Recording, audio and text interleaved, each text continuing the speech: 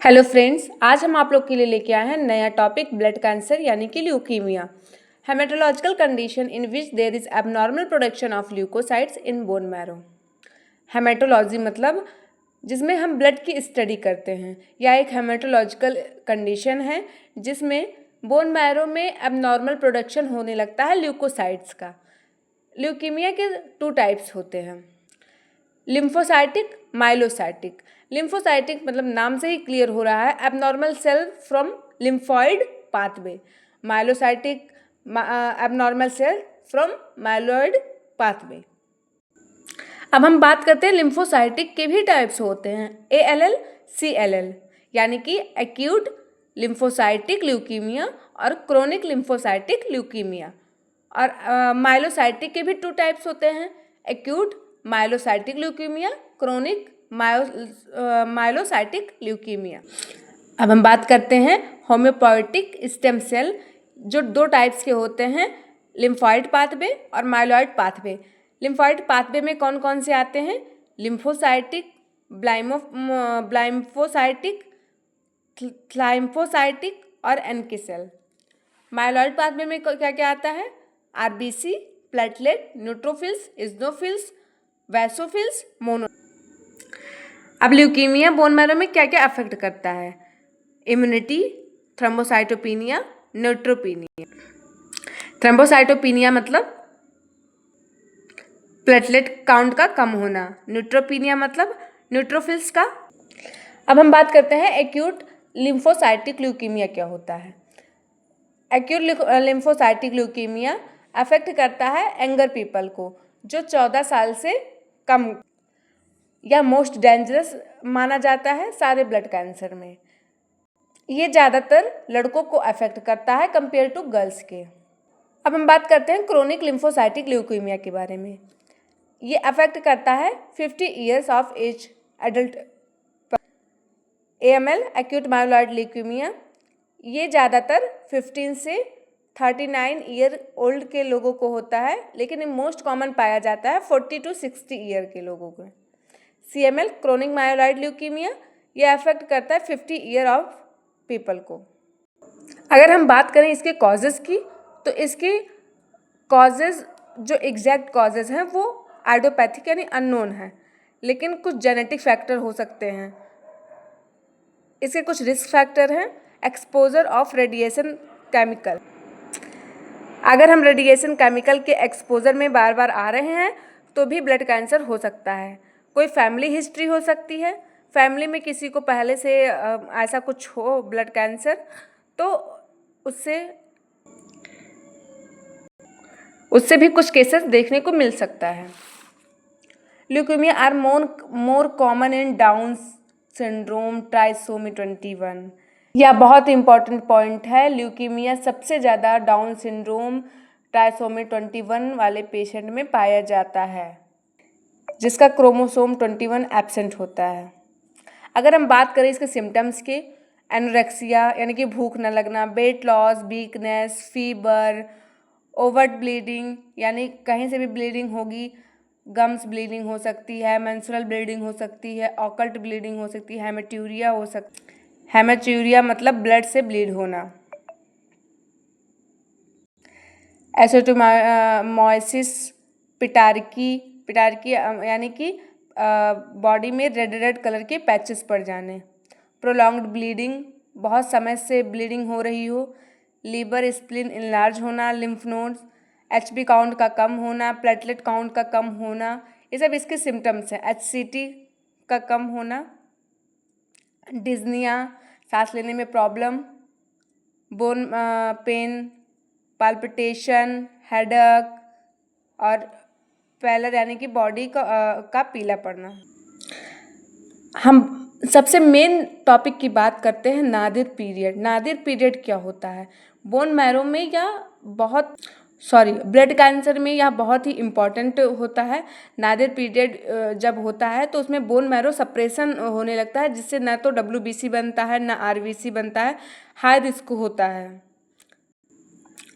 The point of time where the bone marrow suppression occur, extremely low level of cells, WBC are critically low, so patient of high risk of infection.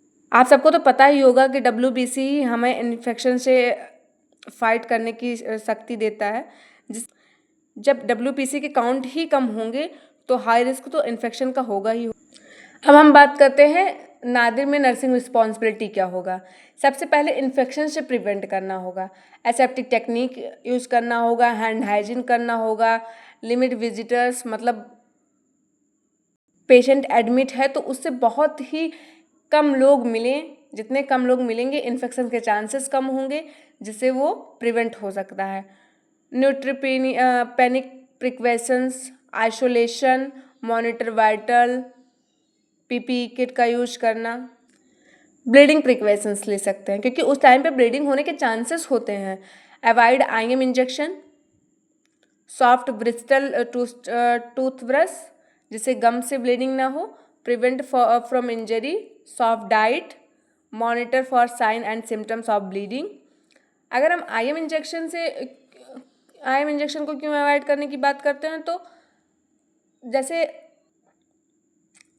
IM injection deep muscles में जाता है तो उसकी वजह से bleeding हो सकती है। अगर हम ANC वैल्यू की बात करें तो ANC मतलब न्यूट्रोफिल्स काउंट देखते हैं। अगर 1500 से ज़्यादा है तो हम उसको नॉर्मल में काउंट कर सकते हैं। अगर 1000 से 1500 है तो माइल्ड न्यूट्रोपीनिया है। अगर 500 से 1000 है तो मॉडरेट न्यूट्रोपीनिया, 500 से कम है तो सीवियर न्यूट्रोपीनिया, अगर 100 से कम है तो प्रोफाउंड न्यूट्रोपीनिया होगा। अब हम बोन मैरो नहीं, ब्लड कैंसर को डिटेक्ट करने के लिए डायग्नोसिस क्या होगी। हिस्ट्री कलेक्ट करेंगे, फिजिकल एग्जामिनेशन करेंगे जो कि सारे डिजीज़ में करते हैं। बोन मैरो बायोप्सी सबसे मेन कंफर्मेटरी टेस्ट होता है। Bone marrow biopsy, bone marrow aspiration. Bone marrow biopsy adult में हम कहाँ से करते हैं? पोस्टीरियर सुपाइन इलियक स्पाइन से, स्टर्नम से भी कर सकते हैं पर करते नहीं हैं। चाइल्ड पोस्टीरियर इलियक क्रस्ट से। बोन मैरो एस्पिरेशन कहाँ से करते हैं? टीबिया से। एक्सरे, बोन मैरो स्कैन करवाएंगे, ऑल ब्लड इन्वेस्टिगेशन करते रहेंगे। बोन मैरो बायोप्सी में क्या करते हैं? हम टिश्यू निकालते हैं। बोन मैरो एस्पिरेशन में क्या करते हैं? लिक्विड निकालते हैं। बोन मैरो एस्पिरेशन और बायोप्सी दोनों हम पोस्टीरियर इलियक क्रस्ट से एडल्ट में करते हैं और चाइल्ड में भी। बोन मैरो एस्पिरेशन स्टर्नम से करते हैं, टीबिया चाइल्ड में करते हैं, पोस्टीरियर इलियक क्रस्ट से भी करते हैं। बायोप्सी में हम कौन सा निडल यूज करते हैं? उस निडल का क्या नाम है? Jamshidi needle. Treatment of leukaemia, chemotherapy देते हैं। BMT यानी कि bone marrow transplant, stem cell transplant. Homoeopathic stem cell will be replaced with unhealthy cell. हम अनहेल्दी सेल की जगह पे रिप्लेस करते हैं दूसरे stem cell. Sources of stem cell, bone marrow, peripheral blood stem cell, umbilical cord blood. Umbilical cord वैसे prefer नहीं किया जाता है क्योंकि ये बहुत कॉस्टली पड़ता है। बोन मैरो ट्रांसप्लांट की बात अगर हम करें, वैसे तो ब्लड कैंसर में सबसे ज़्यादा ट्रीटेबल अगर कुछ है तो bone marrow transplant. Bone marrow transplant की बात करें तो उसमें डोनर दो टाइप्स के होते हैं, ऑटोलोगस और एलोजेनिक। ऑटोलोगस में क्या होता है? पेशेंट का स्टेम सेल खुद ही मतलब निकाल के उसको प्योरीफाई करके दोबारा से उसी को ट्रांसफ्यूज कर दिया जाता है। एलोजेनिक में क्या होता है? डोनर होता है जो सेम ब्लड ग्रुप का होता है, वो कोई सिबलिंग हो सकता है या मैच डोनर हो सकता है। Autologous stem cell transplant, autologous stem cell transplant का प्रोसीजर क्या होता है? Patient receive pre treatment to release HCS from bone marrow to blood stem. Patient को प्री ट्रीटमेंट दे के उसके स्टेम सेल बोन मैरो से रिलीज करवाए जाते हैं। फिर collect the patient blood stem cell, फिर उसको कलेक्ट किया जाता है। Stem cell are frozen until needed, उसको फ्रीज किया जाता है जितने टेम्परेचर पे रखना होता है।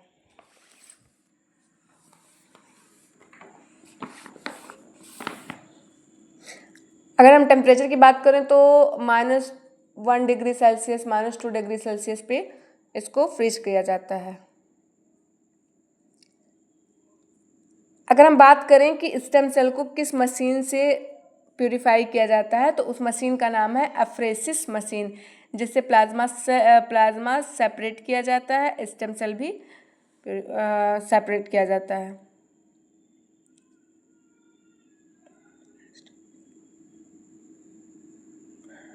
टॉर्ड stem cell are infused back into patient.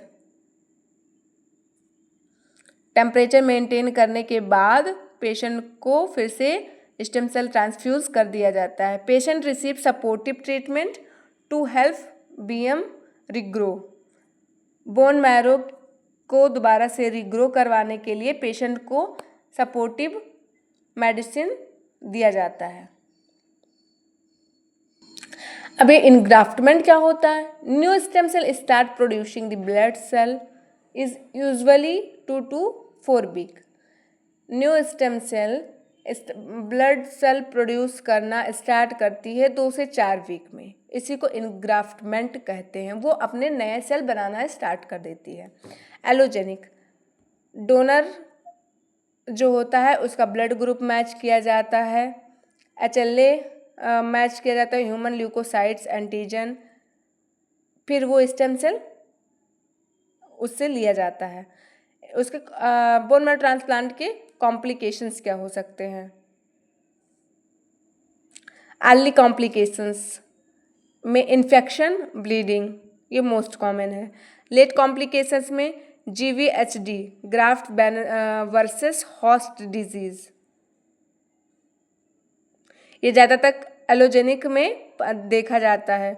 Donor immune cell attack recipient cell, उसके डोनर इम्यून सेल जो होता है वो अटैक करने लगता है जो उसको रिसीव करता है। उसको मतलब उसे ऐसा लगता है कि कोई होस्ट सेल उसको मतलब पेशेंट की बॉडी उस सेल को एक्सेप्ट नहीं कर पाती है। उसे लगता है कि वो होस्ट सेल है, इसलिए वो उसको किल करने लग जाती है।